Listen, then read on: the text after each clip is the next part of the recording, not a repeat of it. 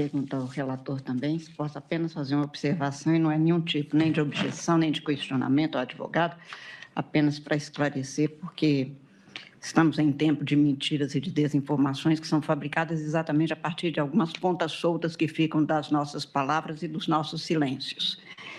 Apenas para dizer que em nenhum momento, e tenho certeza que o advogado não pretendeu, imagino, afirmar, mas para não deixar nem subliminarmente compreensível por alguém, foi dito expressamente, copiei, o TSE mesmo pensou em voto impresso e que o Supremo disse, deixe isso para lá. Copiei o que foi dito exatamente. Não é fato. O Congresso Nacional votou uma lei e veio aqui em ação direta de inconstitucionalidade, a ação direta 4.543, de que fui relator, e o plenário considerou inconstitucional aquela lei. O Tribunal Superior Eleitoral em nenhum momento cogitou disso.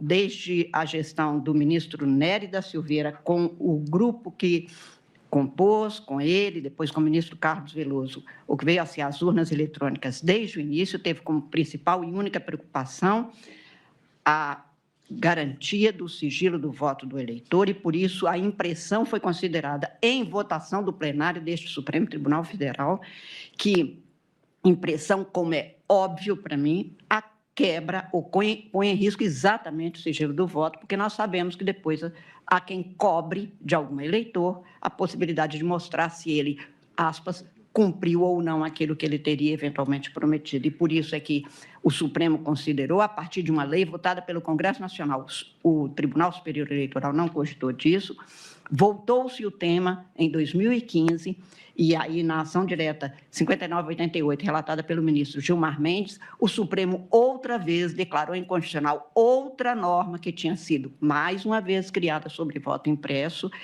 e o sistema de auditabilidade do Tribunal Superior Eleitoral, reiteradíssimas vezes dito, afirmado, comprovado, que é feita pelo tribunal. São, hoje, presidente, 9 etapas de auditabilidade, acabamos de abrir o ciclo de transparência eleitoral, a semana atrasada, em que todo mundo participa, e esta minha fala é apenas para reforçar que o Tribunal Superior Eleitoral não cogitou de voto impresso, não constou na história do voto impresso, foi terminando exatamente com aquelas urnas de lona, urnas que eram antes, numa dimensão de participação e transparência efetiva da cidadania brasileira, e que quando partidos e pessoas cogitam deste tema livremente, cogitam e podem cogitar no exercício da liberdade de expressão, sem nenhuma dúvida, apenas se considerar como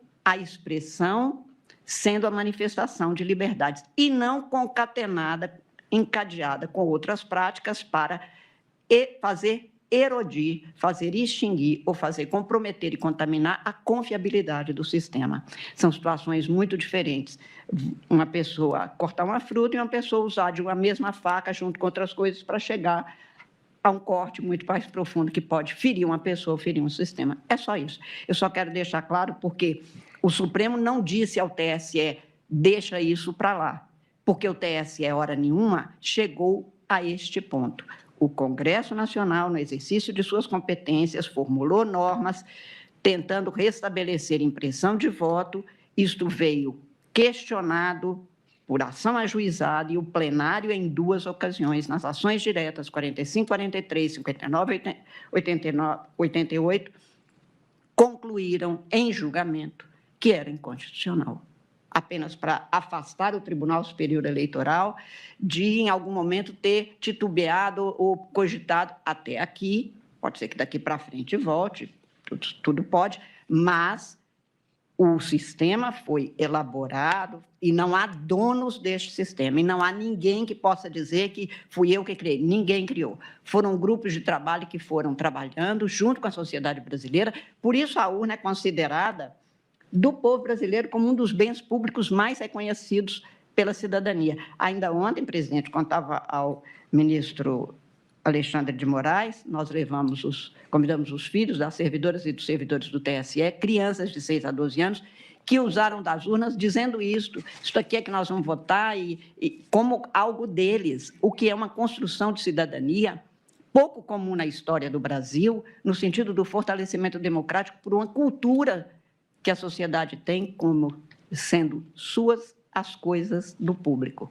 Ao povo que é do povo, a urna é do povo, foi elaborada não por alguém que se arvore em dono, não há donismo nesta matéria. Apenas para esclarecer, doutor Melilo, porque de uma frase solta, o TSE tentou e aí o Supremo deixa para lá, alguém pode dizer, está vendo, até o TSE já não cogitou.